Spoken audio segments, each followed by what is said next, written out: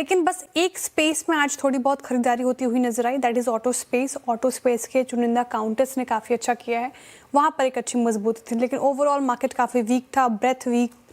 IT pack में भी हमें थोड़ी बिकवाली देखने को मिली, वहाँ पर भी काफ़ी प्रेशर, हालांकि फ्लैट ही रहा, लेकिन यहाँ पर देखिए मिड कैप और स्मॉल कैप में आज बिकवाली ज़्यादा थी।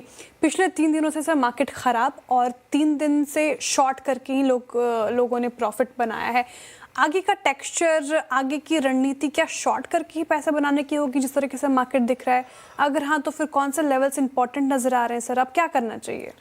देखिए श्रेया, हम ना एक चीज़ बार बार कहते हैं कि मार्केट में कुछ फेजेस आते हैं जिसमें आपको बड़ा पैसा बनता है, और कुछ फेजेस आते हैं जिसमें आप सिर्फ पैसा बचाने पर फोकस करते हैं। कुछ ऐसे फेजेस आते हैं जिसमें अगर आप दोनों तरफ की ट्रेड सही टाइम पे ले पाएँ तो आप पैसा बनाते हैं। ये उस तरीके की मार्केट है। इसी मार्केट में पिछले फ्राइडे को हम ब्रेकआउट की बात कर रहे थे, हम 24,350 पर थे। 24,350 से 24,367 एक्चुअली हाई था। 24,350 से 23,850 आने में, यानी कि 500 पॉइंट गिरने में निफ्टी को कुल जमा में 2.5 दिन लगे।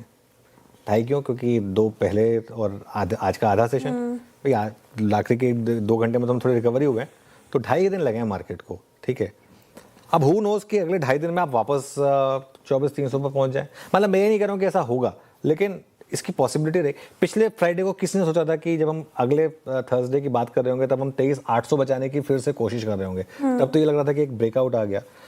ये बात आपकी सही है कि बाजार में 3 दिन से पैसा जो है वो बेचकर बन रहा है। और इनफैक्ट अगर आप देखेंगे, कल सुबह से हमको एक सेंस बन गई थी कि अब हम लोअर एंड टेस्ट करने वाले हैं। जो जिस तरीके से आपने रिजेक्शन दिया था अपर एंड का, 2 दिन में वो कंफर्मेशन हो गया कि वो ब्रेकआउट फेल हुआ। और जब एक ब्रेकआउट फेल हो तो नॉर्मली आप रेंज के लोअर एंड में जाते, दूसरे एंड पे जाते हैं। तो इसके लिए दिक्कत क्या है कि बाजार के पास इस समय कोई बड़ा ट्रिगर नहीं है खरीदारी के लिए।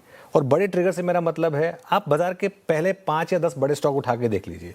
HDFC बैंक से शुरुआत करें, HDFC बैंक लेकर आइए एक बार, रिलायंस लेकर आइए, ICICI बैंक लेकर आइए, TCS लेकर आइए, इन्फोसिस लेकर आइए।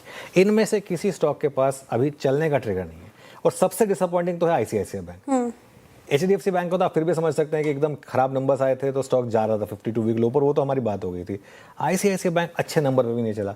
ठीक है, SBI, ये सब के सब स्टॉक्स जो हैं, थोड़ा सा अब IT पे मार्केट वापस दांव लेने की कोशिश कर रहा है। TCS चल रहा है लोअर लेवल से, ये नहीं पता मुझे कि ये कितना चलेगा, क्योंकि आज शाम को इन्फोसिस के नंबर्स आएंगे। अगर हाँ, ये एक चीज़ है, इन्फोसिस में ऑलमोस्ट अब हर कोई शॉर्ट साइड पर आ गया है। अगर इन्फोसिस की कमेंट्री हल्की से भी पॉजिटिव आ गई तो वो मार्केट के लिए पॉजिटिव हो सकता है। लेकिन मैं उनमें से हूँ जो कभी ऐसी चीज़ों को प्रीएम्प्ट करके नहीं जाना चाहता। आज शाम को इन्फोसिस के नंबर्स देख लेंगे, कल सुबह उनकी कमेंट्री पढ़ लेंगे, उसके बाद ही व्यू लेंगे इसके ऊपर, पहले से कोई व्यू नहीं लेंगे। ठीक है, तो कोई भी बड़ा इंडेक्स जो है ना वो हमारे लिए अप ट्रेंड में नहीं है, ये हमारी दिक्कत है। और जो पिछले फ्राइडे की रैली हुई थी ना, अब वो हमारे अगेंस्ट काम कर रही है। उससे क्या हुआ था, वो जो लोगों ने बैंकिंग नंबर से पहले बड़ी पोजीशनिंग बना ली थी बैंक्स में, और वो जो 1000 पॉइंट की रैली हो गई थी बैंक निफ्टी में, अगर आप एसेंशियली देखेंगे, आप उस दिन की रैली को हटा देंगे तो उसके बाद बैंक निफ्टी वहाँ से है नीचे, लेकिन वो जो रैली आ गई ना 58,500 तक जो आपको ले गई थी, उसने थोड़ा सा मार्केट में लॉन्ग पोजीशन भर दिए थे। उसका एक थोड़ा सा इम्पैक्ट है, एक वहाँ पे वो रीज़न है जो हमारे अगेंस्ट है। नतीजे भी मिले जुले ही हैं और कमेंट्री भी। सबसे बड़ा एग्जांपल है SRF। अच्छा, SRF कल गिरा, कल एक्सीडेंट ऑफ द डे बना, आज फिर एक्सीडेंट ऑफ द डे बना, और आज तो पूरी की पूरी गिरावट स्क्रीन पर प्ले हुई।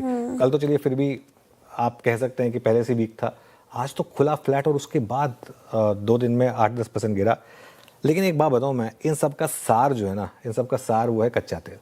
At the end of the day, एक कहते हैं ना रीज़न, एक होता है कॉज, एक होता है correlation, ultimately it all boils down to Brent crude. यही ब्रेंट क्रूड अगर 70 पे आ जाएगा ना, यही हमको ट्रिगर मिल जाएंगे सारे के सारे स्टॉक्स के लिए पॉजिटिव। तब HDFC बैंक भी भागेगा खराब नंबर पर, ICICI बैंक भी रिवॉर्ड करेगा नंबर्स पर, बाकी सारी चीज़ों पे भी मार्केट को बेनिफिट ऑफ डाउट मिल जाएगा। इशू क्या होता है, जब आपके अगेंस्ट एक इतना बड़ा मैक्रो खड़ा हो ना, नहीं, हम जब स्टूडेंट्स थे ना इकोनॉमिक्स के, तो मैक्रो इकोनॉमिक्स और माइक्रो इकोनॉमिक्स हमने दोनों चीज़ें पढ़ी थी। मुझे माइक्रो इकोनॉमिक्स ज़्यादा अच्छा लगता था, लेकिन हमारे प्रोफेसर कहते थे कि मैक्रो की हमेशा ज़्यादा सिग्निफिकेंस होती है। मैं मैक्रो की बहुत कम बात करता हूँ, लेकिन जब हम मैक्रो की बात करते हैं, मैक्रो वर्सेस माइक्रो, मतलब माइक्रो मतलब जैसे इन्फोसिस के नंबर इधर आ गए, HDFC बैंक के नंबर वहाँ आ गए। अब जैसे उज्जीवन स्मॉल फाइनेंस बैंक ने ROA की गाइडेंस बढ़ा दी तो वो भाग गया, बंधन बैंक ने ROA की गाइडेंस कम कर दी तो वो गिर गया। ये सब माइक्रो है।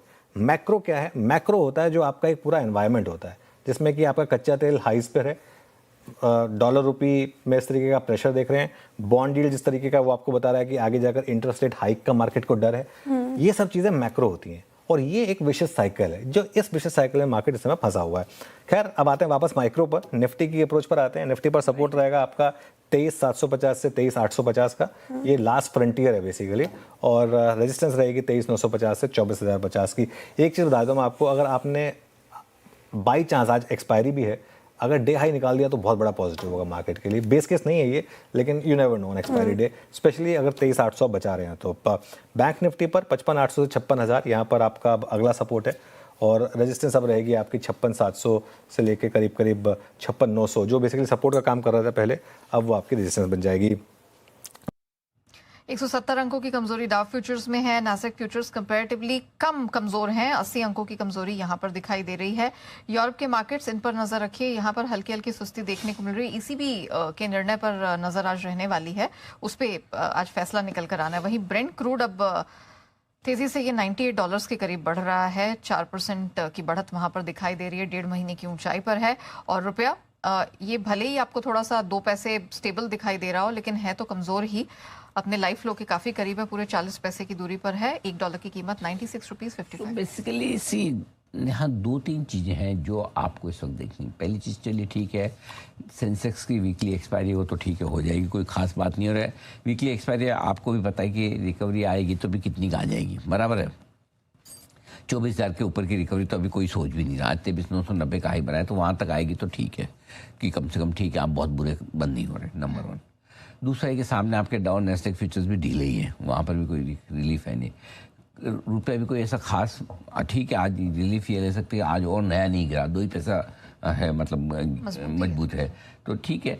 अब क्रूड अगर 98 के आसपास है तो इसके अलावा आपको और कुछ दिखेगा नहीं, अब देखना भी चाहें तो दिखेगा नहीं।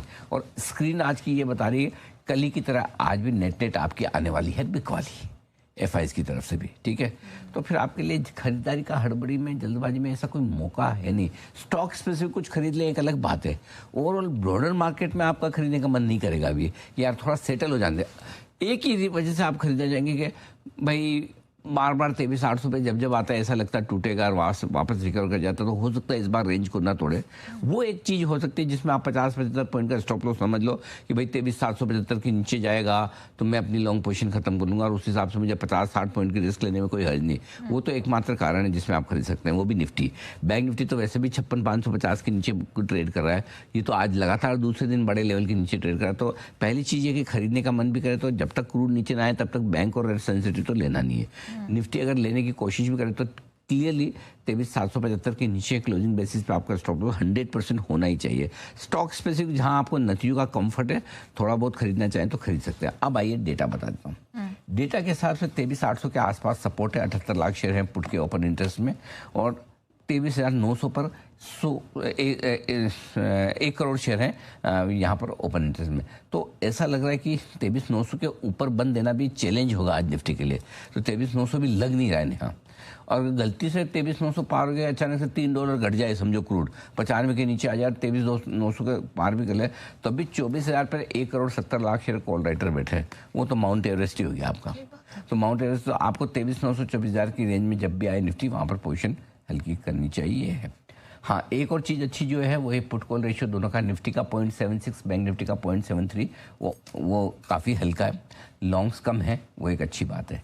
बैंक निफ्टी अब इसके लिए 58,000 तो खैर अब भूल ही जाओ, इतना दूर हो गया।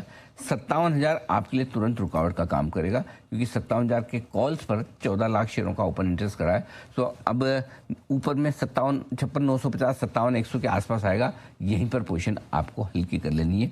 और अगर आज 56,550 के नीचे बंद होते हैं तो बैंक निफ्टी कल और कमजोरी के संकेत आपको देगा, तो वहाँ पर आपको तेजी की पोजीशन भी कम करनी है, और शॉर्ट बनने के भी मौके बैंक निफ्टी में और बन जाते हैं। ये है डेटा 2:30 बजे के आपके लिए।